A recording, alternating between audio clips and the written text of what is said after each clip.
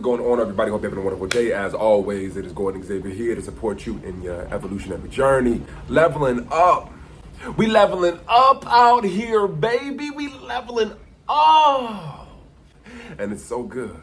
So in this video today, what I want to do is I want to support you in leveling up your social life, right? Leveling up your way of dancing with community, dancing with friends, dancing with coworkers, dancing with family. And I think connection is something that happens naturally when we're not in the way. Right? We're human beings. We are beings that like to connect. We thrive in connection. And the only thing that's going to get in the way of that thriving consciousness when it comes to relating and communicating is self. And because here's the thing, it don't matter how somebody else shows up in your life. They can show up pleasantly, they can show up in a painful way, it doesn't matter. There's always an opportunity to connect with what's there. And so if you are unrealized as connection, right? If you're disconnected with yourself, oh, come on, if there is disconnection between your mind and your heart, right? There's disconnection between your mind, your heart, your gut, your soul, your body, right? If you're fragmented in your consciousness, then it's going to be so difficult to show up in your social life feeling whole, right? Having whole connections with other people. And so I'm going to read a little something to you that I wrote a while back. It's one of my book that I have in my journal, and I write down thoughts in here, and I'm just going to read this to you and then talk about it a little bit. And really it's all about anxiety, and because I find that anytime there's disconnect inside, like anytime there's that fragmented consciousness, typically there's some kind of energy to point out why it's there. And one of the energies that I found that a lot of people that I work with who come to me with that fragmented consciousness, who come to me with these kind of broken up relationships and social lives, is one of the things I find that they experience a lot is anxiety, right? And I love anxiety because it's a beautiful compass. It points us towards inner truth. And so I'm gonna read this to you. We're just gonna riff with it. We're gonna flow with it. We're gonna see what comes up. You feel me? Okay, let's get it. So, title is Why You Have Anxiety. And before I get into this, I just want to preface, my bad for all the noise, y'all. I mean, I can't apologize, so I'm not gonna apologize for it.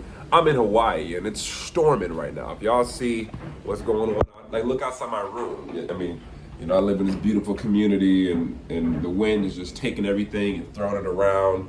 So, y'all probably gonna be hearing the wind and all types of, noise as I'm making this video, and that's okay. So I'm just giving you that context. So, why you have anxiety?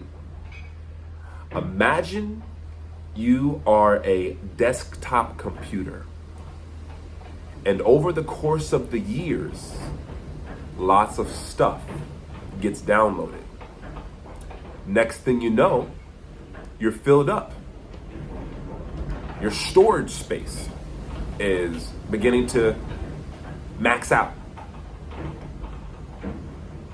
And whenever we get to that space of our storage space being maxed out, it's because there's been some level of poor maintenance, right? Like poor maintenance and really tending to all the sections and files in the computer.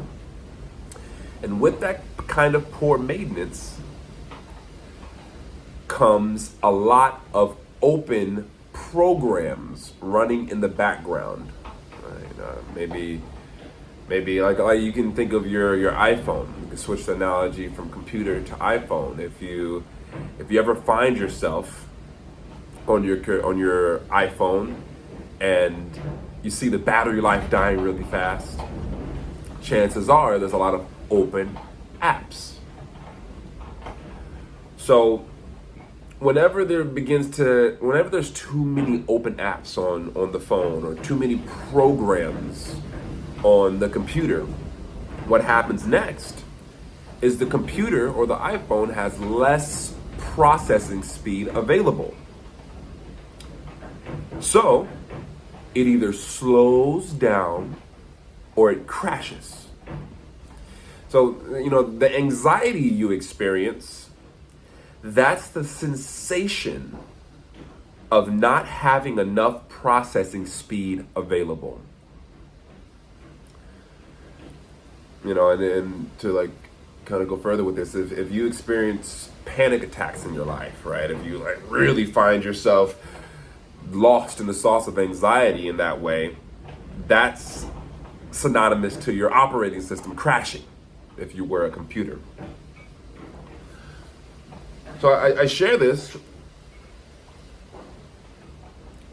to give you an opportunity to look in the mirror, right? It's how can you engage in a relationship fully and available and effectively if all of your processing speed is being used, right? If you got, like if I'm trying to use the internet, on my phone or an app on my phone is like tweaking, it's bugging, right? Why would I have Facebook and YouTube and Candy Crush? Why would I have all that other stuff open in the background? It's just wasting energy. It's wasting the consciousness of the phone, right? So to bring it back home, why would I leave so many different things in my life unprocessed and incomplete and expect myself to be able to show up and process life, process relationships, process conversations, show up as a complete being in my relationships? It wouldn't make any sense to expect that of yourself if you haven't done that inner work to clear out and close down whatever apps that are unnecessary. So my invitation in this video is make it a priority in your life to take a look around your consciousness and see what open apps you have going on. What apps are in your consciousness that are open and are taking up space and keeping you from showing up in life available and open and potently, showing up potent with your attention, potently with your attention. Words, I need to blow my nose. Allergies are kicking my butt. Hold on one second. I got my snot towel right here.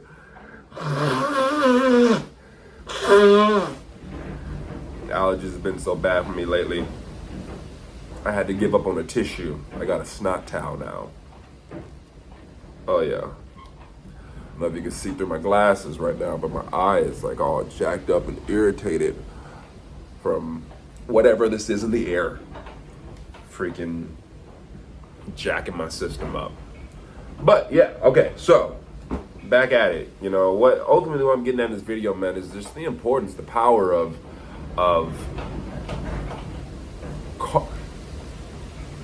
it feels like it's about to be a hurricane out here.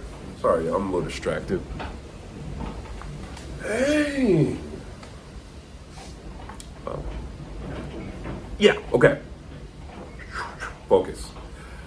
Ultimately, that's what I'm getting at here is, if you're looking to upgrade your social life and experience more rich interconnectedness with your mother, with your father, with your brother, your sister, auntie, uncle, grandma, grandpa, it doesn't matter who, friends, family, coworkers. If you want to experience a richer, more life-giving connection with these people, it's not dependent on how they're showing up, right? It's not depending on if they're really contributing pleasure or pain to your life. It's more so dependent on, have you navigated the pleasure and pain inside of yourself, and have you connected with that? Have you cleared out what's in your subconscious mind that's keeping you limited, right? Have you cleared out unsupportive beliefs about yourself and your life, right? Have you gotten comfortable with the uncomfortable within yourself? Right? Because if you haven't, when you see that showing up in other people, it's going to give you anxiety. It's going to make you nervous. It's going to make you clench and close your heart off to the world. So Do that inner work, y'all. Find you a coach, find you a therapist, find somebody, man. There's so much trauma in the world right now, man. There's so much fear, there's so much pain, there's so many generational curses that a lot of us are doing the work to heal right now. Our parents have passed down so much confused thinking and woundedness, and now we're at a stage in our collective journey where it's time to start really analyzing that stuff and doing the hard work of feeling those heavy emotions and processing them and releasing them and extracting the wisdom that lie deep within them, and to take that wisdom to see ourselves and to show up as realized as realized parts and parcels of the divine, parts and parcels of source, right? Made in the image and likeness of. It takes a lot of work to get to that space of rejoining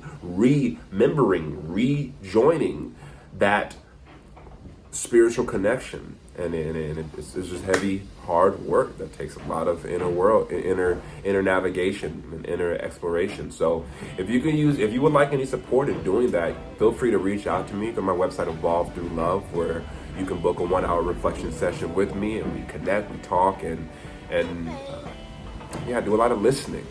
And you get to share what's happening in your world, and not necessarily get advice. I could offer that, but more so a space to be heard and drop in more deeply with what's true for you.